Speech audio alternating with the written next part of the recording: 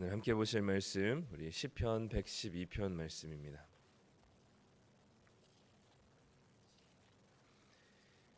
시편 112편 구약 성경 885쪽에 있습니다.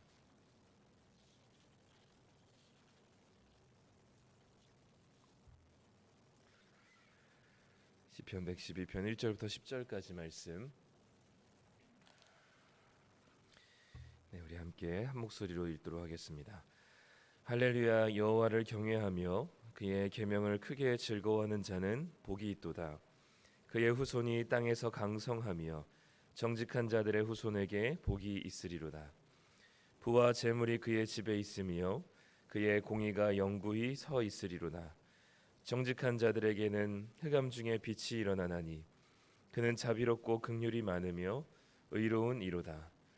은혜를 베풀며 꾸어주는 자는 잘 되나니 그 일을 정의로 행하리로다. 그는 영원히 흔들리지 아니하며 의인은 영원히 기억되리로다. 그는 흉한 소문을 두려워하지 아니하며 여호와를 의뢰하고 그의 마음을 굳게 정하였도다. 그의 마음이 견고하여 두려워하지 아니할 것이라. 그의 대적들이 받는 보응을 마침내 보리로다. 그가 재물을 흩어 빈궁한 자들에게 주었으니 그의 의가 영구히 있고 그의 뿔이 영광 중에 들리리로다. 악인은 이를 보고 한탄하여 이를 갈면서 소멸되리니 악인들의 욕망은 사라지리로다. 아멘. 네, 오늘 우리 시편 112편 말씀 우리 함께 보도록 하겠습니다.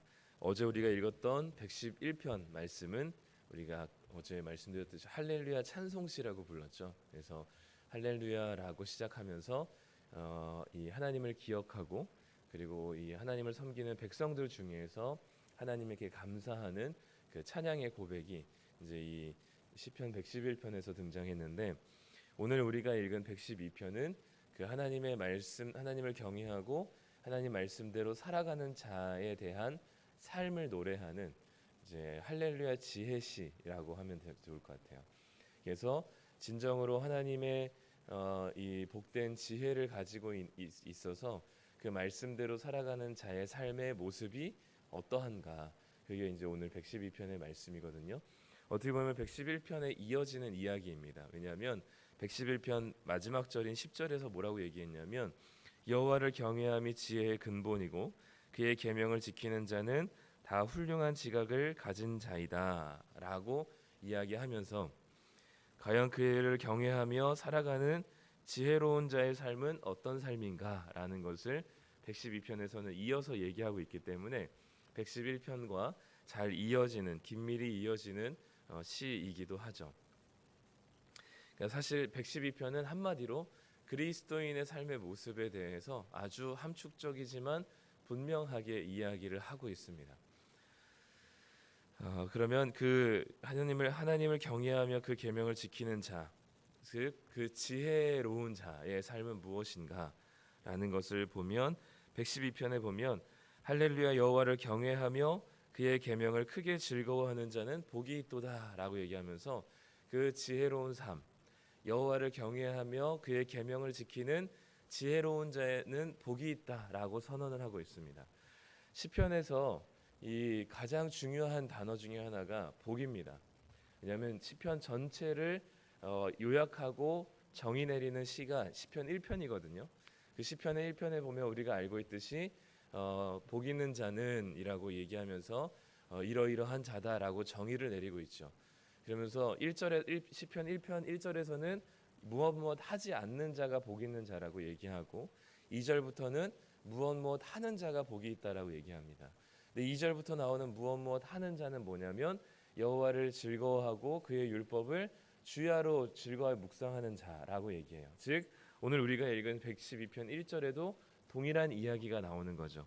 하나님을 경외하며 그분의 말씀을 즐거워하여서 그 말씀을 따라 사는 자들입니다.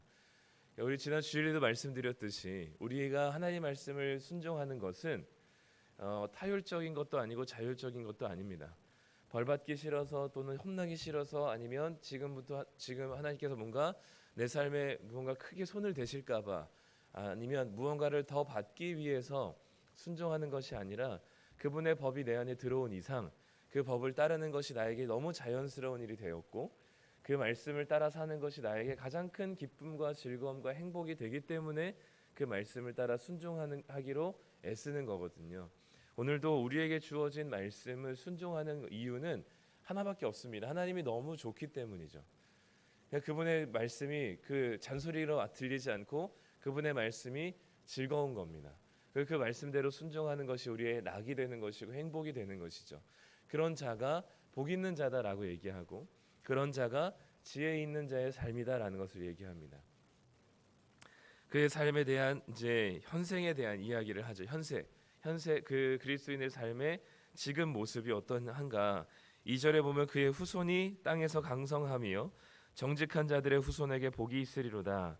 그의 복이 그의 세대에만 있는 것이 아니라 그의 다음 후손 세대에게도 그 복이 이어질 것이다라고 얘기합니다. 여기서 얘기하는 땅에서 강성하고 후손에게 복이 있다는 말은 우리가 아까도 1절에서 얘기했지만 그 복된 삶은 뭐냐면 하나님의 말씀, 하나님을 두려워하고 하나님의 말씀을 즐거워하는 자가 복된 삶이라고 했습니다. 즉, 그 부모 세대의 신앙을 자녀 세대들이 보고 배우면서 자녀 세대들도 그 부모의 신앙과 같이 하나님의 복을 이어받아 누리는 자로서 그분의 말씀을 순종하는 신앙의 삶을 살아가게 될 것을 이야기하는 것이죠. 부모 세대 그 부가 대물림된다는 게 아니라 신앙의 유산이라는 복이 다음 세대들에 계속 이어지는 것이죠. 그 부모 세대의 경건을 보고 배운 후손들이 보고 배운 대로 그들의 삶을 이어가는 것입니다. 그 복된 삶이 이어져 가는 것이죠. 이것처럼 큰 복은 없습니다. 우리가 성경에 보면 위대한 성경 인물들이 있지만 하나같이 실패한 것 중에 하나가 뭐냐면 자녀들이 그 부모의 신앙을 그대로 물려받지 못한 경우들이 종종 있습니다. 사무엘의 자녀들도 그랬고요. 다윗의 자녀들도 그랬습니다. 이 부모 세대는 굉장히 뛰어난 사람들이지만 하나님을 섬기는 위대한 자들이었지만 그 자녀 세대들은 그러지 못한 경우들이 종종 있어 왔습니다. 그렇기 때문에 이 후손들이 부모의 신앙을 물려받는다는 것은 정말 큰 복인 거죠.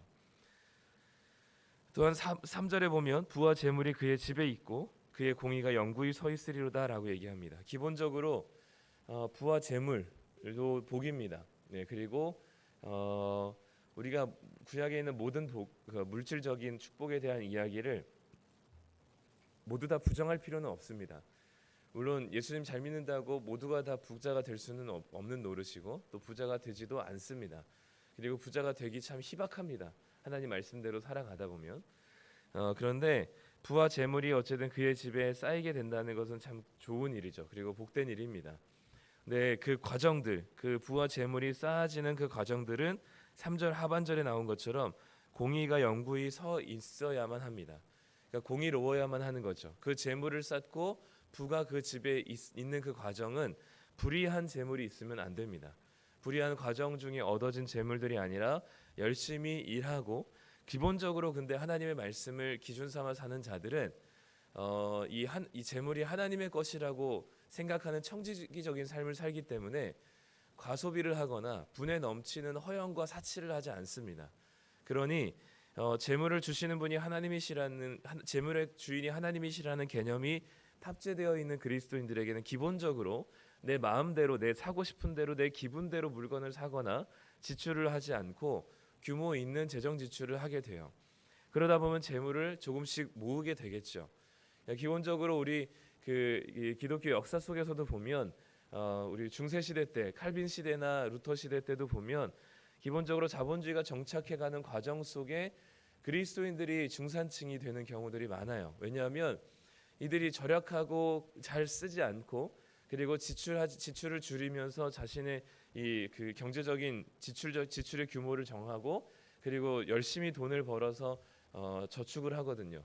그러니까 사람들이 그냥 일반적으로 사는 사람들은 하루 벌어서 하루 먹고 사는 것이 끝인데 이들에게는 이제 준비를 하고 그리고 재정에 대해서 이제 계획을 가지고 규모 있게 사용하기 때문에 기본적으로 그리스도인들이 부자가 되는 경우들이 많이 있었습니다.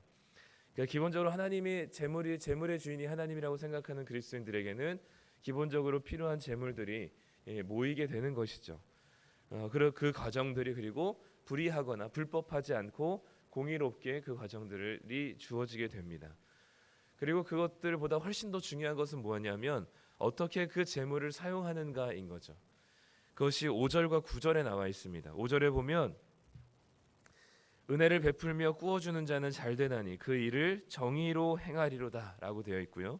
9절에 보면 그가 재물을 흩어 빈궁한 자들에게 주었으니 그의 의가 영구히 있고 그의 뿔이 영광 중에 들리리로다라고 말씀하고 있습니다. 즉 그들이 잘 저축하고 절약해서 모은 부와 재물을 자신만을 위해서 내 것이라고 여기지 않고 기꺼이 그거를 가지고 은혜를 베풀어주고 그리고 필요한 자들에게 돈을 꾸어주며 그리고 재물을 흩어서 빈궁한 자들에게 주는 그 거룩한 낭비가 그의 삶 가운데 이루어지는 것이죠. 즉 그리스도인의 삶이라는 건 하나님을 경외하고 하나님의 계명을 지키는 자의 삶은 너무 행복한 일인데 그 행복한 일은 행복한 그의 삶의 모습을 보면 이 합당하게 그리고 합법적으로 그리고 공의롭게 그의 재물을 잘 저축하고 모을 뿐만 아니라 그의 재물을 잘 나누어 주고 은혜를 베푸는 일에 사용하게 된다는 사실을 이야기하고 있습니다. 그렇게 되니 그게 세상과 다른 삶이거든요. 어떻게 하면 내 주머니를 많이 채우고 내 주머니를 더 불리고 내 통장 잔고를 많아지게 하고 더 편안하고 더 안락하고 사람들이 부러워할 만한 그런 아주 편안하고도 그런 럭셔리한 삶을 사는 것이 돈을 열심히 벌고 일을 열심히 하는 게 세상의 이치고 동기라면 그리스도인들의 이 열심히 일하는 동기는 열심히 나눠주기 위한 것이죠. 그러니까 다른 사고방식으로 살아가는 이들의 모습이 그 4절부터 8절까지 뭐라고 얘기하냐면 4절에서는 마치 정직한 자들의 이 모습이 흑암 중에 나타나는 빛과 같다라고 얘기합니다. 즉 이 얘기는 뭐냐면 도드라져 보이는 거예요. 주목하게 보이는 겁니다. 세상 사람들의 삶의 사고방식과는 다르기 때문에 흑암 중의 빛처럼 눈에 띄는 거죠. 이들의 삶의 모습이. 그리고 그는 4절에 보니까 자비롭고 긍휼이 많으며 의로운 사람으로서 살게 됩니다. 더 중요한 것은 6절부터 8절까지인데요. 정리하면 이렇습니다. 이들은 흑암 중의 빛과 같고 마음이 견고해요. 8절에 보면 그의 마음이 견고하여서 두려움이 없습니다. 그러다 보니까 7절에 보니까 그의 흉한 소문을 두려워하지 않습니다. 그가 그렇게 사는 삶에 대해서 주변에 수많은 사람들이 오해하거나 또는 조롱하거나 또는 잘못된 가짜 뉴스를 통해서 그의 삶을 괴롭힌다 할지라도 그의 흉한 소문으로 흔들리거나 두려워하지 않습니다. 또한 그렇기 때문에 그 7절에 보면 그의 마음이 굳어지고 굳게 정하였고 8절에 보면 그의 마음이 견고하여서 두려워하지 않게 되니 결국은 그의 모든 삶에 있어서 영원히 흔들리지 않는 자가 되는 겁니다. 그게 여기서 얘기하는 이 의인들의 모습, 지혜로운 자의 모습, 복 있는 자의 모습, 그리스도인들의 모습인 거죠. 두려움이 없습니다. 마음에 정직하기 때문에 무서운 게 없습니다. 우리의 마음이 두렵고 떨리는 이유는 정직하지 못하기 때문인데 우리 마음이 정직한 자, 그래서 자신의 것을 합당하게 공의롭게 벌고 돈을 벌고 그리고 정의롭게 재정을 쓰는 사람들, 그래서 하나님의 말씀에 즐겁게 순종하는 행복한 사람들의 모습은 두려움이 없는 것이죠. 그 영원히 6절의 말씀처럼 영원히 흔들리지 않고 의인으로서 영원히 기억되는 사람입니다. 111편에서는 하나님이 신실하게 행하셨기 때문에 기억된다고 얘기했잖아요. 기억이라는 단어가 자주 나왔죠. 오늘 6절에 보면은 그 말씀을 따라 살아가는 의인이 이제는 영원히 기억되는 자가 됩니다. 흔들리지 않습니다. 시편에서 의인과 악인을 가르는 가장 중요한 기준은 뭐냐면 흔들리지 않는 겁니다. 시편 1편에서도 보면 악인은 뭐예요? 바람에 나는 겨와 같이 흔들려요. 그런데 의인은 뭐예요? 그 뿌리가 시냇가에 심겨진 나무처럼 흔들리지 않습니다. 그렇기 때문에 주변의 상황을 뛰어넘는 또는 자신을 향한 숱한 무성한 소문들과 억울한 소리들 속에 거기에 휩쓸리지 않고 두려워하지 않고 하나님께서 주신 이 계명을 말씀을 따라 하나님을 두려워할 뿐, 그리고 그의 삶은 누구보다도 행복하고 만족스러운 삶을 살아가는 자. 그러니 어떻게 돼요? 10절에 보면 악인이 이것을 보고 한탄한대요. 사탄이 이것을 보면서 한탄합니다. 이를 갈면서 소멸될 것입니다. 악인들의 욕망은 기어이 사라지게 될 것이죠. 너무나 아름다운 삶 아닐까요? 너무나 멋지고 행복한 삶 아닌가요? 내 것을 내 것이라고 움켜쥐고 어떻게 하면 집 좀 더 늘리고 내 자녀들한테 좀 더 많이 주고자 그렇게 아둥바둥하면서 살아가는 자기밖에 모르는 삶, 나만을 위해서 쓰고 내 것에 치장하고 내가 이만큼 성공했다는 것을 사람들에게 보이기 위해서 수많은 것들을 사고 그리고 보여주고 걸치고 그런 삶보다 정말 하나님 안에서 즐거워하고 그 이 세상에 보이는 것들을 뛰어넘어 즐거움을 찾고 그리고 이제는 그 돈으로부터 즐거움을 얻지 않기 때문에 자기에게 주어진 만큼 적절하게 모으고 사용할 줄 알며 그리고 집 주변에 있는 빈궁한 자들과 가난한 자들에게 우리의 것을 기꺼이 즐거움으로 나눠줄 수 있는 삶, 이 땅에 이 전부의 삶이라고 느끼지 않고 너머의 삶이 있다는 사실을 인지하고 이 땅에서 주어진 것들에 감사하며 하나님을 두려워할 줄 아는 삶, 이렇게 세상 사람들이 보기에는 말도 안 되는 삶을 살기 때문에 험한 소리도 듣고 억울한 소리도 듣지만 그것이 나의 마음을 흔들지 않고 영원히 하나님의 말씀에 뿌리 내려서 하나님 말씀 안에서 두려움이 없이 살아가는 정직한 자의 삶, 너무나 아름답고 그리고 고귀하고 가치 있는 삶이라고 여겨집니다. 그게 바로 주님을 경외하며 하나님의 말씀을 따라 살아가는, 거기에 진짜 행복이 있다고 생각하는 지혜로운 자의 모습인 거죠. 이런 삶의 모습이 우리 모두의 삶이 됐으면 좋겠습니다. 이런 삶의 방식이 우리의 삶의 방식이 됐으면 좋겠습니다. 그것이 주님께서 이 땅에서 우리에게 보여주신 길이고 우리가 마땅히 걸어가야 될, 흔들리지 않는, 두려움에 매몰되지 않는 하나님의 말씀에 뿌리 내린 의인의 삶이 될 것입니다. 오늘도 바라기는 이 112편 말씀을 자주 묵상했으면 좋겠습니다. 우리의 마음이 흔들릴 때마다 또 주변의 소리들과 주변의 친구들의 이야기와 또 지인들의 삶의 방식들이 부러워질 때마다 우리는 이 112편의 말씀을 보면서 우리에게 진정한 행복과 만족이 무엇인지, 이 땅에서 주어진 진짜 지혜로운 자의 모습이 무엇인지를 112편 말씀을 보면서 흔들리지 않는 삶을 살아내시기를 간절히 소망합니다. 기도하겠습니다. 하나님 아버지, 감사합니다. 하나님을 찬양했던 이 시인이 이제는 그 하나님을 두려워하며 하나님의 말씀을 따라 순종하는 자의 삶의 아름다움을 노래합니다. 이 땅에서 보기에는 내 것을 더 늘려야만 행복할 것 같고 내가 더 많이 소유해야만 만족할 것 같은 이 세상의 논리 구조 속에서 하나님을 경외하며 하나님을 두려워할 줄 알고 하나님의 말씀 앞에 순종하여서 정직하게 돈을 벌고 모을 뿐만 아니라 또한 정의롭게 그 재정들을 지출하여서 쓰임이 될 수 있는 그 놀라운 삶의 방식들이 하나님 우리에게는 너무나 큰 행복과 만족이 될 수 있음을 고백하게 하여 주시고 이것이 정말 복된 길임을 깨닫는 지혜를 허락하여 주시옵소서. 그래서 세상이 추구하고 말하는 방식이 아니라 하나님이 말씀하시고 예수님께서 살아가셨던 삶의 방식대로 살아갈 수 있는 은혜를 더하여 주시고 주의 말씀 안에서 우리가 살아가는 이 삶 속에 주변의 소리들과 숱한 유혹의 소리들 속에 흔들리지 않고 굳건하게 주님의 말씀에 뿌리 내려서 두려움 없이 정직하게 살아낼 수 있는 하나님의 자녀들 다 되게 하여 주시옵소서. 그런 삶이 진정한 복된 삶임을 깨닫게 하여 주시고 날마다 이 말씀을 묵상하는 자 되게 하여 주옵소서. 오늘도 우리가 주님을 경외하며 주님의 말씀을 순종하는 거룩하고 지혜로운 자가 되기를 소망하며 예수님의 이름으로 기도드립니다. 아멘.